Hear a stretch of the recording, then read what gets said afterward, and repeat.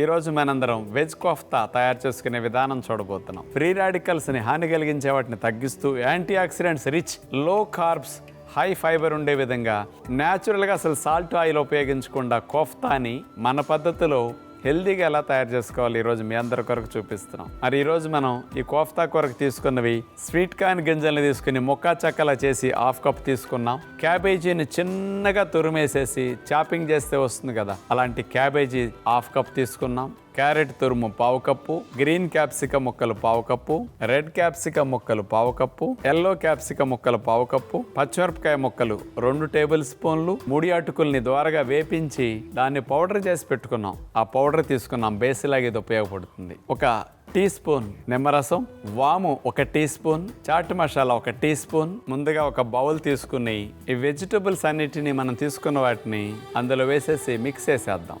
ముందుగా మనం తీసుకున్న స్వీట్ కార్న్ గింజలు, క్యాబేజీ చిన్న తురుము, ఎల్లో క్యాప్సికం ముక్కలు, red capsicum, green capsicum, carrot తురుము, పచ్చిమిరపకాయ చిన్న ముక్కలు, వాము 1 టీ స్పూన్ తీసుకున్నాక అది వేసేస్తాం. చాట్ మసాలా,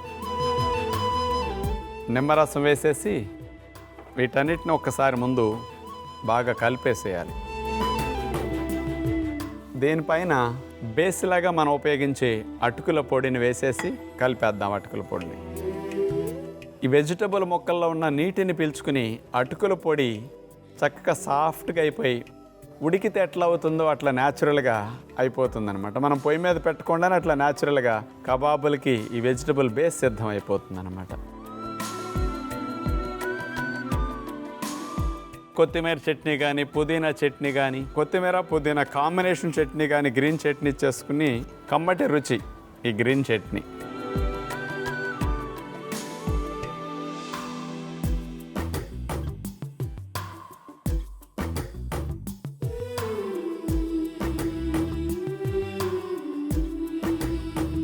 అలా కోఫ్తా బాల్స్ని మనం చేసేసుకుని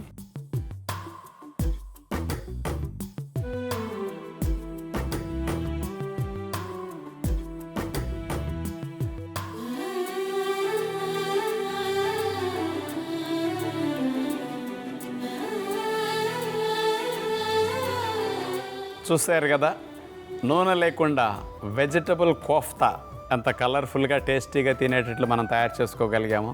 ప్రతిరోజు 4 ట్రిప్పులు ఉడికిన ఆహారాలు తింటున్నాం. అందుకని మనలో ఇమ్యూనిటీ డౌన్ అయిపోవటం, పోషకాలు అందక ఏజ్ రాకుండా రోగాలు వచ్చేస్తున్నాయి, కార్బోహైడ్రేట్స్, ఫ్యాట్స్ ఎక్కువైపోవటం, దీనివల్ల ప్రాణాంతక సమస్యలు వచ్చేస్తున్నాయి. ఇలాంటి వాటి నుంచి మనం బయటపడటానికి, వచ్చిన అధిక బరువుని, షుగర్ని, కొలెస్ట్రాల్ ఇట్లాంటి అనేక సమస్యల నుంచి బయటపడటానికి anti inflammatory, anti oxidant diet అంటే ఇలాంటి ఫ్రెష్ న్యాచురల్ డైట్సే. అందుకని ఇటు వెజిటబుల్స్ని ఉపయోగించి, స్వీట్ కార్న్ని, కొబ్బరిని ఉపయోగించి, గ్రీన్ చట్నీతో చేసుకున్న ఈ కోఫ్తా బాల్స్ చూశారు కదా, ఎంతో ఆరోగ్యాన్ని ఇవ్వడానికి ఉపయోగపడతాయి, టేస్టీగా ఉంటాయి. మరి మీరు కూడా ట్రై చేసి మీ పిల్లలు కూడా వారంలో ఎప్పుడైనా ఒక్కరోజైనా ఇట్లాంటి వెరైటీలు పెట్టే ప్రయత్నం చేస్తే కుటుంబం అంతా ఆరోగ్యంగా, ఆనందంగా జీవించవచ్చు. చూసారు కదండి, మరి ఇలా కోఫ్తా రూపంలో మనందరికీ కూడా పోషకాలు అధికంగా లభిస్తాయి కాబట్టి ఈ రెసిపీ డాక్టర్ గారు మనకు అందించారు. ఇలా అప్పుడప్పుడు స్పెషల్ కర్రీస్ చేసుకోవాలనుకున్నప్పుడు డాక్టర్ గారు చూపించిన ఈ రెసిపీని మీరందరూ కూడా ప్రయత్నించండి.